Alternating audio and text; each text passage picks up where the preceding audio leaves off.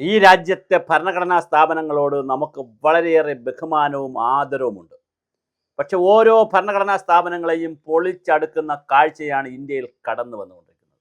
Indian ജുഡീഷ്യറിയെ പോലും പലപ്പോഴും തെറ്റിദ്ധരിപ്പിക്കുന്ന ഒരുപാട് വിഷയങ്ങൾ നമ്മൾ കേൾക്കുന്നുണ്ട്. ഇലക്ഷൻ കമ്മീഷനെ ഹൈജാക്ക് ചെയ്തു എന്ന് കോൺഗ്രസിൻ്റെ പരാതി വന്നിട്ട് എത്രയോ കാലമായി. ഇന്ത്യയിൽ SIR ഒക്കെ വന്നപ്പോൾ കമ്മ്യൂണിസ്റ്റ് പാർട്ടികൾ വല്ലാതെയാണ് ഇവിടെ സംഹാര താണ്ഡവമാടിയത്. ഇപ്പോഴിതാ PSC എന്ന് പറയുന്ന പബ്ലിക് സർവീസ് കമ്മീഷൻ എന്ന് പറയുന്നത് ഒരു പറ്റിക്കൽ സർവീസ് കമ്മീഷൻ ആയിട്ടുള്ള ഒരു പാർട്ടി സർവീസ് കമ്മീഷനാണോ? എന്താണ് PSCയുടെ ഫുൾ ഫോം എന്ന് സക്കീർ ഉൾപ്പെടെയുള്ള മുൻ ചെയർമാൻമാരും അതുപോലെ തന്നെ ഇപ്പോഴുള്ള ആളുകളും പിന്നെ അതിൻ്റെ PSC മെമ്പർമാരും ഒന്ന് പറഞ്ഞാൽ നന്നായിരുന്നു. വളരെ മനോഹരമാണ്. യാതൊരുവിധ യോഗ്യതയുമില്ലാതെ ഓരോ ഘടകകക്ഷികൾക്കും കിട്ടുന്ന ആളുകളെ അവരുടെ പാർട്ടിയിലെ നേതാക്കളെന്ന് പറഞ്ഞ് കുത്തിത്തിരികി യാതൊരു അക്കാഡമിക് ബാക്ക്ഗ്രൗണ്ടും ഇല്ലാത്തവരെ, അക്കാഡമിഷ്യന്മാരല്ലാത്തവരെ, കൈയിട്ട് വാരാൻ കഴിയാത്തവരെ, അഴിമതി നടത്താൻ കഴിയാത്തവരെ, സ്വജനപക്ഷപാതം കാണിക്കാൻ കഴിയാത്തവരെ പോസ്റ്റ് ചെയ്ത് വളരെ മനോഹരമായി നടക്കേണ്ടുന്ന പബ്ലിക് സർവീസ് കമ്മീഷൻ എന്ന PSCയെ നോക്കുകുത്തിയാക്കി നിർത്തി ഓരോ ദിവസവും പുറത്തു വരുന്നത് ഓരോ ഭീകരമായ കഥകളാണ്. പ്ലാനിംഗ് ബോർഡിൻ്റെ ഒരു ചീഫിൻ്റെ നിയമനത്തിൽ തുടങ്ങിയ കഥ അപസർപ്പ കഥകൾ പോലെ വളരെ വളരെ ഗുരുതരമായി ഓരോ ദിവസവും മാധ്യമങ്ങളിൽ വാർത്തകൾ വരുന്ന രീതിയിലേക്ക് പോകുന്നു. ഡയറ്റിൻ്റെ റാങ്ക് ലിസ്റ്റിലും ഇടത്തേക്കുള്ള ഒരു വനിതാ നേതാവിന് വേണ്ടി ഒരു വനിതാ നേതാവ് സംസ്ഥാന സംഘടനയുടെ വനിതാ നേതാവിനായി ഉദാര സമീപനം സ്വീകരിച്ചെന്നും റാങ്ക് ലിസ്റ്റിൽ ഇടം നേടിയ ഇയാളെ ജോലിയിൽ പ്രവേശിപ്പിച്ചെന്നും ഉദ്യോഗാർത്ഥികൾ പറയുന്നു. അപ്പോൾ അതുപോലെ സ്പെഷ്യൽ റൂളിൽ നിർദ്ദേശിച്ചിട്ടുള്ള യോഗ്യതയില്ലാത്ത ഇടത് അധ്യാപക സംഘടന നേതാവിനെയാണ് നിയമിച്ചത്. അതുപോലെ തന്നെ കാലിക്കറ്റ് യൂണിവേഴ്സിറ്റിയിൽ M.Ed ബിരുദം നേടിയവരിൽ ഡയറ്റ് വിജ്ഞാപനത്തിൽ പറഞ്ഞ യോഗ്യതയില്ലാത്ത ഉദ്യോഗാർത്ഥികൾക്ക് കാലിക്കറ്റ് യൂണിവേഴ്സിറ്റി പ്രത്യേക യോഗ്യതാ സർട്ടിഫിക്കറ്റ് നൽകി. സർക്കാർ നടത്തുന്ന അന്വേഷണത്തിൽ ഇക്കാര്യവും ഉൾപ്പെടുത്തണമെന്ന് പറയുന്നു. വളരെ വലിയ ഗുരുതരമായ ഓരോ ദിവസവും ഓരോ ലിസ്റ്റിനെ കുറിച്ചാണ് ആക്ഷേപം വന്നുകൊണ്ടിരിക്കുന്നത്. എന്താണ് ശരിക്കും ഇടതു സഹാക്കളെ നിങ്ങൾ അവിടെ ചെയ്തത്? ഇത് തന്നെയല്ലേ രാജ്യത്തിൻ്റെ വിവിധ ഭാഗങ്ങളിൽ മോദി ചെയ്യുന്നതായും നിങ്ങൾ കുറ്റപ്പെടുത്തുന്നതും മോദിയുടെ പല പരിപാടികളെക്കുറിച്ചും സംശയത്തിൻ്റെ നിഴലിൽ നിർത്തുന്നതും ഇതൊക്കെ തന്നെയല്ലേ ഈ രാജ്യത്ത് സംഭവിക്കുന്നത്? അപ്പോൾ ഒരു ഭരണഘടനാ സ്ഥാപനത്തിന് ഇങ്ങനെ സംഭവിച്ചാൽ പാവപ്പെട്ട നിരാലംബരായ നിരാശ്രരായ വിദ്യാഭ്യാസമുള്ള വിദ്യാർത്ഥികൾ ഉദ്യോഗാർത്ഥികൾ ഈ നാട് വിട്ട് പോയില്ലെങ്കിലല്ലേ അത്ഭുതമുള്ളൂ. നിന്റെയൊക്കെ കുടുംബത്തെ ശപിച്ച് മുടിക്കും. നിന്റെയൊക്കെ മക്കളുകൾ ആരെങ്കിലും ഗതി പിടിക്കുമോ? എത്ര തലമുറയിൽ നിങ്ങളുടെ മക്കളെങ്കിലും ഗതി പിടിക്കുമോ?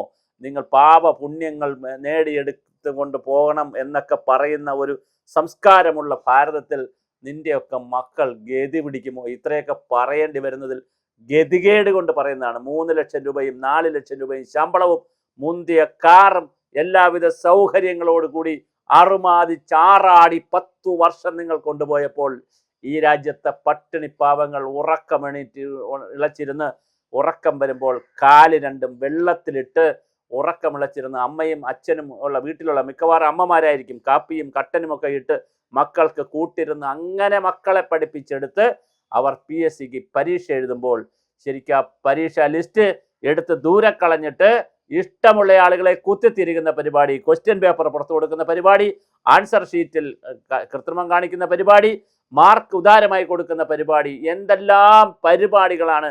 നിങ്ങൾ എവിടെ പരിപാടി അവതരിപ്പിച്ചാലും ദുരന്തമാണല്ലോ. നിങ്ങൾ ഏത് ടെസ്റ്റ് നടത്തിയാലും ഏത് ഇന്റർവ്യൂ നടത്തിയാലും അതിലൊരു കുത്തിത്തിരിപ്പുണ്ടല്ലോ. സാധാരണ ഒരു സഹകരണ സംഘത്തിലാണ് അല്ലെങ്കിൽ ഒരു സാധാരണ ഒരു സ്ഥാപനത്തിലാണ് ഇങ്ങനെ അതാത് ഭരിക്കുന്ന പാർട്ടികളിലെ നേതാക്കളെയോ കുട്ടി സഖാക്കളെയോ ഒക്കെ കയറ്റിയാൽ നമുക്കത് മനസ്സിലാകും. അങ്ങനെ സംഭവിക്കുന്നുണ്ട് ഇവിടെ. പക്ഷേ PSC എന്ന് പറയുന്നത് പവിത്രമാണ്, പരിപാവനമാണ്. ഇന്നലെ വരെ ഈ വാർത്ത വരുന്നത് വരെ വലിയ പ്രതീക്ഷയായിരുന്നു ചെറുപ്പക്കാർക്കും ചെറുപ്പക്കാരികൾക്കും.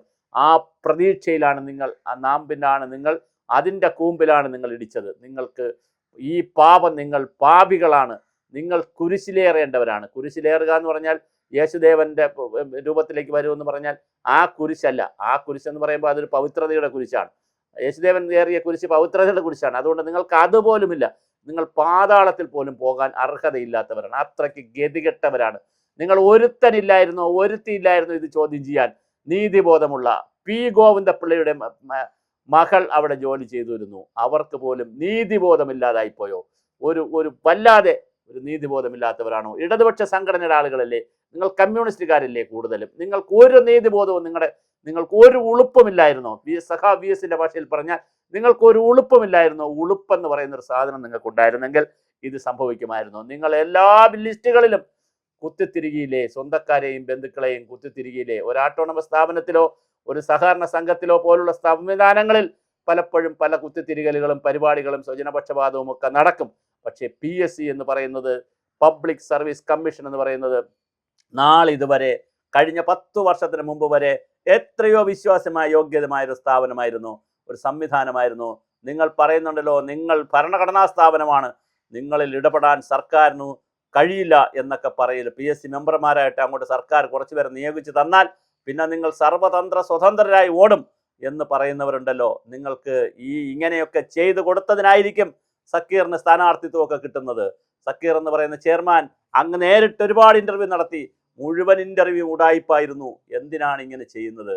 അർഹതയില്ലാത്തവരെ, യോഗ്യതയില്ലാത്തവരെ, കഴിവില്ലാത്തവരെ, സ്വജനപക്ഷപാതം കാണിക്കുന്നവരെ, അഴിമതി കാണിക്കുന്നവരെ, കുത്തിത്തിരിപ്പും കുന്നായ്മയും കാണിക്കുന്നവരെ തെരഞ്ഞു പിടിച്ച് PSCയിൽ അപ്പോയിന്റ് ചെയ്ത ഇടതുപക്ഷ മുന്നണി നിങ്ങൾക്ക് കാലം മാപ്പ് തരില്ല. ബിനോയ് വിശ്വം എവിടെ പോയി? പിണറായി വിജയൻ എവിടെ പോയി? സ്വരാജ് എവിടെ പോയി? നിങ്ങൾക്ക് കാലം മാപ്പ് തരില്ല. ഒരു കാരണവശാലും നിങ്ങളെ ഇനി സെക്രട്ടേറിയറ്റിന്റെ 7 അയലത്ത് കയറ്റില്ല ഇവിടുത്തെ ചെറുപ്പക്കാർ. ഇതിന് സമാനമായിട്ടാണ് അവിടെ മോദി ചില കാര്യങ്ങൾ ചെയ്യുന്നതായിട്ടും വലിയ വാർത്തകൾ പുറത്തു വരുന്നു. ഇപ്പൊ എന്തായാലും വളരെ കഷ്ടമാണ് നിങ്ങളുടെ കാര്യം ആലോചിച്ചാൽ. കാലിക്കട്ട് സർവകലാശാലയായാലും, ഡയറ്റിന്റെ കാര്യമായാലും, പിന്നെ ലാ കോളേജിൽ അഡ്മിഷൻ, പിന്നെ അപ്പോയിൻമെന്റ് ആയാലും, ഇപ്പോൾ പിന്നെ പ്ലാനിംഗ് ബോർഡ് അപ്പോയിൻമെന്റ് ആയാലും, നിങ്ങൾ കഴിഞ്ഞ 10 വർഷക്കാലം നടത്തിയ മുഴുവൻ അപ്പോയിൻമെന്റും CBIയെ കൊണ്ട് അന്വേഷിപ്പിക്കണം. PSC പിരിച്ചുവിടണം. PSCയെ പിരിച്ചുവിട്ടുകൊണ്ട് ഫ്രീസ് ചെയ്തുകൊണ്ട് CBI അന്വേഷണം നടത്തുക. അല്ലാതെ മറ്റൊരു മാർഗവും മുന്നിലില്ല.